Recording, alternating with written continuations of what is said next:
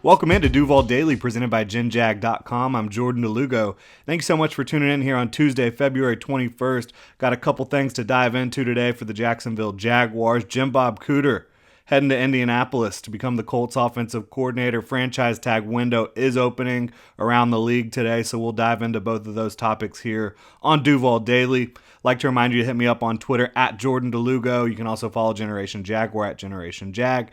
Hit up genjag.com, pick up some new Duval gear. If you enjoy the content, please hit that like and subscribe button here on YouTube. If you're listening on your favorite podcast platform, you can also subscribe and review. Really helps this show out, really helps the channel out, helps me out a lot. So couldn't be doing this without y'all. Really appreciate the support. Jumping into Jim Bob Cooter heading to Indy. Jim Bob was the Jaguars' pass game coordinator in 2022. He will be joining the Colts as their offensive coordinator under new head coach Shane Steichen, who was the offensive coordinator for the Eagles over the last couple years, and Shane Steichen helped the Eagles really adapt their offense to Jalen Hurts in the middle of the 2021 season. So a lot of respect for him, a lot of respect for Jim Bob, who will be an offensive coordinator once again in the NFL. He has held this role before in Detroit, and Jim Bob's a heck of an offensive mind, in my opinion. It's going to be really interesting to see how that plays out with the Colts. What are they doing at quarterback? How are they fixing the offensive line, doing other things? Is Jim Bob Cooter calling the plays, or is Shane Steichen calling the plays? We'll see how all that plays out. But from the Jaguars' perspective, you're losing your pass game coordinator, the guy who it was his job to make sure all of the passing concepts were on point. And so, yeah, operationally, things will need to change in Jacksonville with no Jim Bob Cooter in the building. They also lost Chris Jackson earlier this year, the wide receiver coach. He went to go coach for the Texas Longhorns. They brought in former Bills wide receiver coach Chad Hall, very well respected around the league, replaced Chris Jackson quickly. Not sure what they're going to do here about Jim Bob Cooter leaving as the pass game coordinator. Are they going to promote from within? Are they going to just kind of redelegate roles? We'll see how it plays out. Are they going to go find someone who they think they can bring in and be the pass game coordinator here?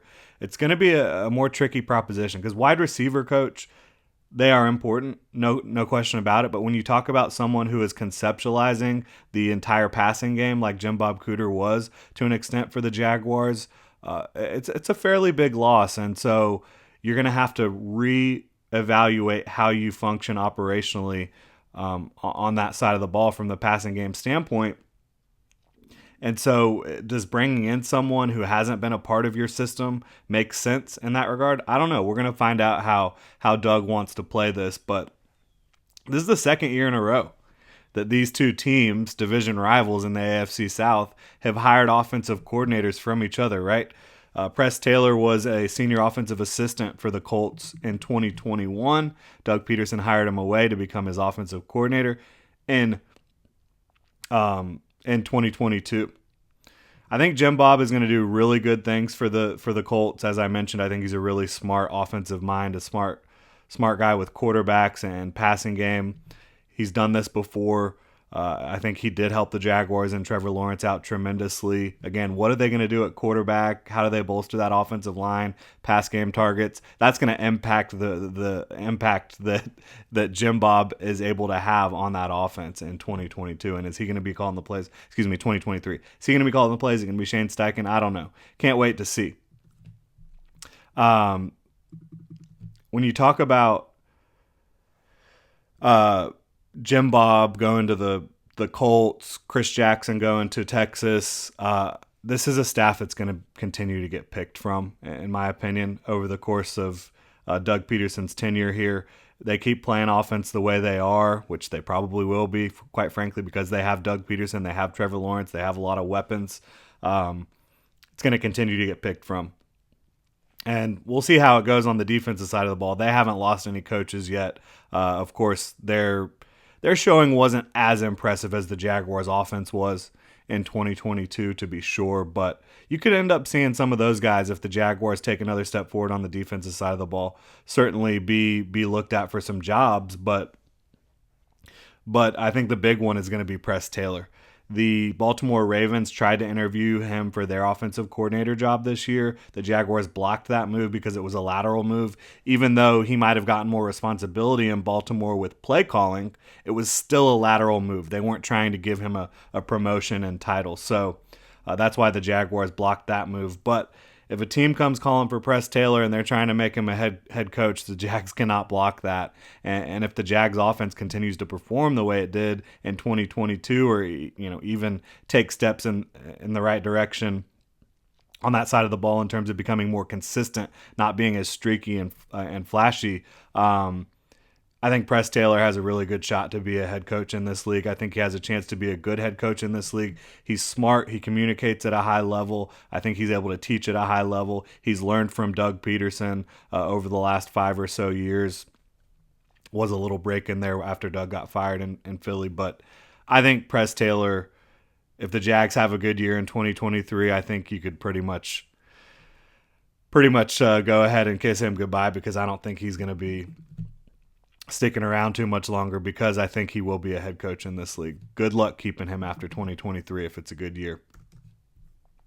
But congrats to Jim Bob Cooter, because takes a step in the right direction for his career, right? You always want to be the guy on the offensive side of the ball if you're an offensive coach. Eventually, I know he would love to be a head coach in the league probably, but for now, back in an OC role, I think it makes a lot of sense for the Colts. Makes a lot of sense for Jim Bob Cooter. We'll see how it plays out for them. Obviously, not wishing him luck in terms of winning the division and having that offense humming, because that's going to negatively impact the Jaguars.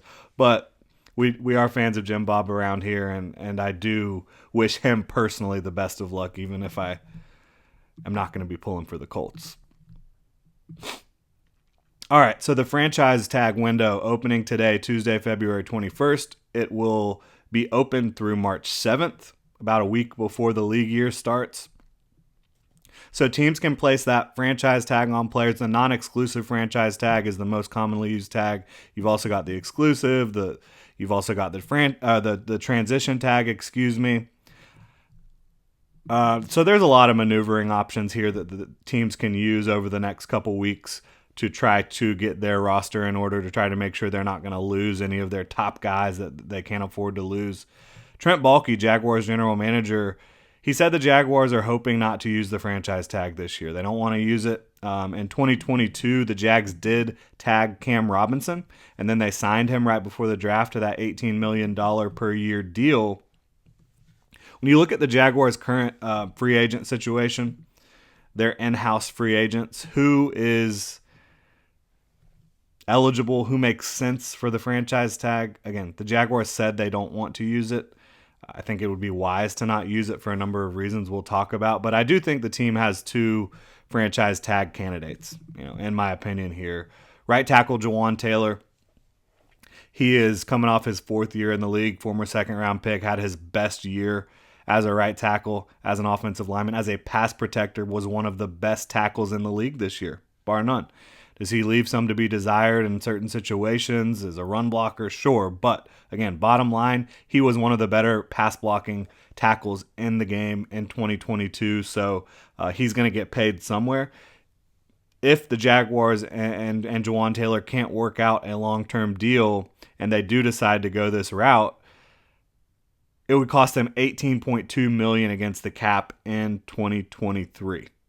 That is a lot against the cap, because talk about Jawan. You've seen, I predicted him getting $14 million per year over like a 3 or 4 year deal. Field Yates, I believe it was, of ESPN, projected him to get $15 million per year. I would much rather ink him to a long-term deal than do the franchise tag, because the Jaguars are cap strapped. Not cash strapped, cap strapped. They have plenty of cash. They do not have a lot of cap. The franchise tag impacts your cap much more than it does your cash, because all of that franchise tag, all of that $18.2 million is going to hit the cap directly in 2023. If you sign this guy to a long-term deal, you write a big signing bonus because Shad Khan's willing to do that. You can cut that 2023 cap hit in half and prorate that bonus over the length of the contract. So effectively, you're saving a lot of money in 2023 if you sign Jawan Taylor to a long-term deal versus using the franchise tag. I think the only other candidate is Evan Ingram, tight end, who had a magnificent first year in Jacksonville, came over from New York, former first-round pick. Didn't quite pan out for him in New York, didn't always have the quarterback play, the coaching, etc. Gets to Jacksonville where Doug Peterson's the head coach. A tight end whisperer of sorts is Doug Peterson over the course of his coaching career. Evan Ingram has a career year, looks like he's going to get paid a lot of money, whether it's by the Jaguars or in free agency. The franchise tag for him would cost $11.3 million. Again, that's more palatable than Jawan Taylor, but that's $11.3 million against the 2023 cap.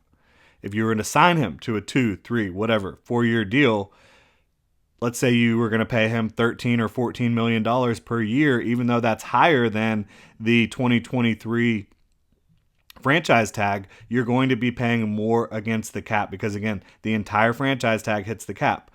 If you sign him to a long-term deal, you're going to be seeing half of that number or less in terms of the 2023 cap hit. And the Jaguars are strapped for cap space in 2023.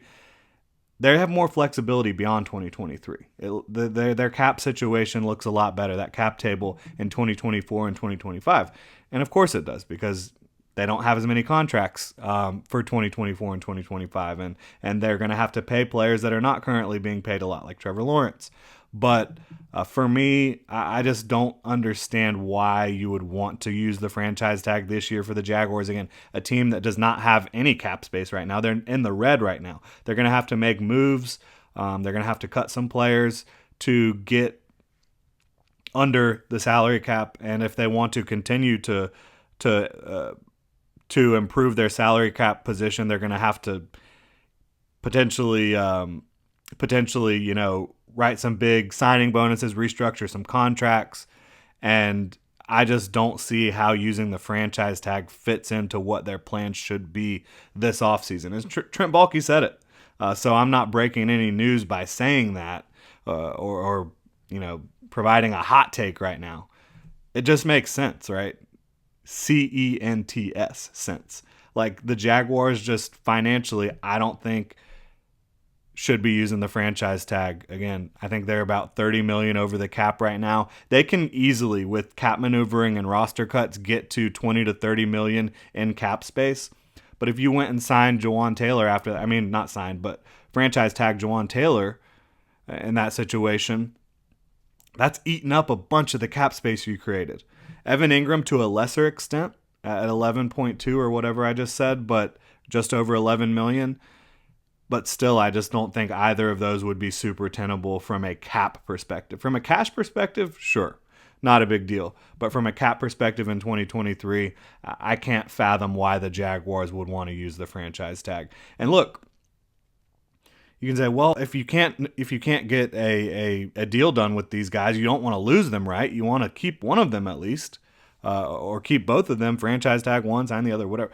I understand that line of thinking, but I don't think that either of these players is so good that the Jaguars can't afford to lose them. I would rather have them.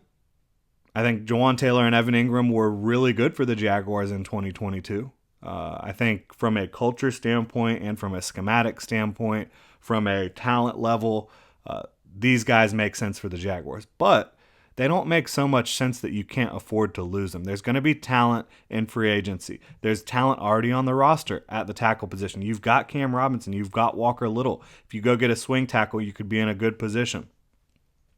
At tight end, the cupboard is pretty bare for the Jaguars outside of Evan Ingram, but great tight end class in the draft, and there's going to be other tight ends available in free agency. And you've got Luke Farrell, so you've got one tight end out of your 3 or 4 that you need for 2023, and obviously Luke Farrell, you don't want him to be your featured receiving tight end or anything like that, but can he step into a Chris Manhertz role in year 3 in the league and be a primary blocking tight end? I think Luke Farrell can do that for the Jaguars. I just don't think either of these guys, you have to keep them so desperately that you need to use the franchise tag. I just don't see it that way. I would love to know what y'all think. That's going to do it for today's edition of Duval Daily. Hit me up in the comment section below. Let me know what you think about franchise tag window, Jawan, Evan, losing Jim Bob Cooter to the Indianapolis Colts. You can also hit me up on Twitter at Jordan DeLugo and let me know what you think. I really appreciate y'all tuning in here today, Duval, and hope you have a great rest of your Tuesday.